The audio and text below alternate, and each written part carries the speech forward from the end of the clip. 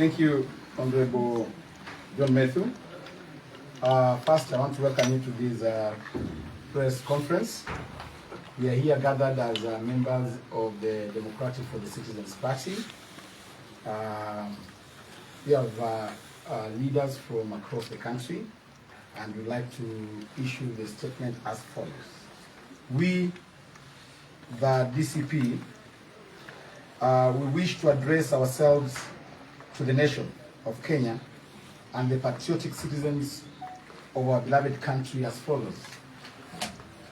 Last week, we announced that our party leader, His Excellency Rigathigachagua, will return to the nation on Thursday, 21st August at noon from the United States of America. I want to confirm that his return is still as scheduled. Second, we call on the people of Kenya to show up at the Kenyatta International Airport at 8 a.m. to receive our beloved party leader. We shall have a mother of all peaceful processions upon his arrival. The procession will begin from the Jomo Kenyatta International Airport to the Central Business District and later address a public rally at the hallowed Kamkunji grounds. The police are hereby notified to provide security, and they should not dare to demonstrate against the people of Kenya. We have done a letter to the Inspector General notifying him of the said activity. We confirm that indeed we will, and as a party and as the people of Kenya, we shall gather at Jomo Kenyatta International Airport starting from 8 a.m. This is to ensure that we plan ourselves adequately. We have people traveling from across the country, all the way from Tesoland, from Luoland, and therefore we want to have good organization and protocol at the airport. So we want to ask all our supporters traveling from across the country to be at Jomo Kenyatta International Airport as from 8 a.m. We are also adequately informed of the mischief and also plans by President William Ruto to have our party leader arrested upon his arrival at Jomo Kenyatta International Airport. We are also informed that William Ruto is planning to divert his plane to either Kisumu or Mombasa International Airports to arrest him from there. We have encouraged our members to also plan to receive him in those respective airports. We want to be very particular and candid on this matter. Take notice that any attempt to arrest Honorable His Excellency Rigathigachagua once he lands in the country will be met by our supporters across the country. We have asked our supporters to be on standby. You remember when His Excellency Rigathigachagua was impeached, he implored upon his supporters to remain calm and resort to singing. This time round, the song will be of a different rhythm. Secondly, we have had President William Ruto and his choir dream that he has been invited by President Trump to the United States of America.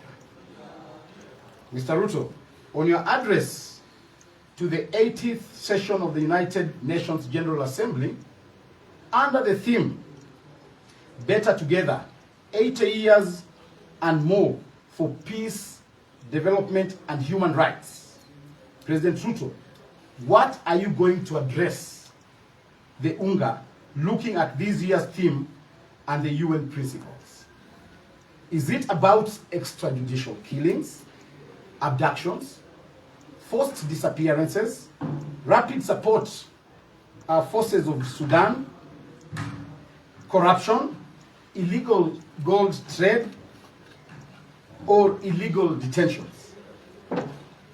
Or on this matter, we, the Democratic Party, Citizens Party of Kenya, wishes to bring to the attention of the global community and the United Nations General Assembly that the President of Kenya has consistently violated the very principles upon which the UN was founded. That is human rights, dignity, and peace. Under his watch, Kenya has witnessed brutal suspension of peaceful demonstrations. Young Kenyans exercising their constitutional rights to protest have been met with live bullets, unlawful detentions, and state-sponsored abductions. Systematic violation of freedom of expression. Journalists, whistleblowers, and activists continue to be harassed and silenced. Failure to protect human life. Innocent citizens have died at the hands of security forces with no accountability from the Kenyan government. The UN Charter, the Universal Declaration of Human Rights, and the multiple treaties Kenya is a signatory to all demand protection of fundamental freedoms. Yet, the President of Kenya seeks to parade himself as a statesman before the international community, while his regime is guilty of bloodshed at home. We therefore join the young people of Kenya in petitioning the United Nations not to grant Mr. William Ruto the honor of addressing the upcoming convention. Doing so would amount to legitimizing dictatorship, tyranny, and betraying the young, the women, and the people of Kenya, whose only crime was demanding their rights, justice, and accountability. We therefore call upon the UN General Assembly to review his eligibility to speak on matters peace and human rights. We strongly call on the United States of America as the host country to consider declaring him persona non grata in line with international practices on leaders who trample human rights. We demand that the global civil society and partner nations join in boycotting and condemning any platform extended to Mr. William Samoei Ruto. The United Nations must stand with the people of Kenya, not oppressors. History will judge harshly any institution that enables authoritarianism to thrive under the guise of diplomacy. End of statement.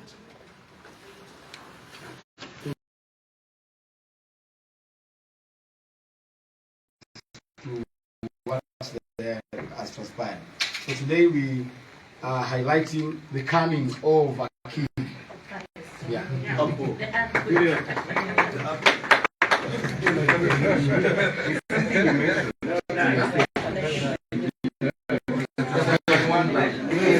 Something you mentioned in your statement, perhaps you put it into context.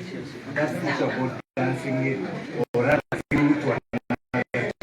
But it will be misconstrued to mean inviting violence.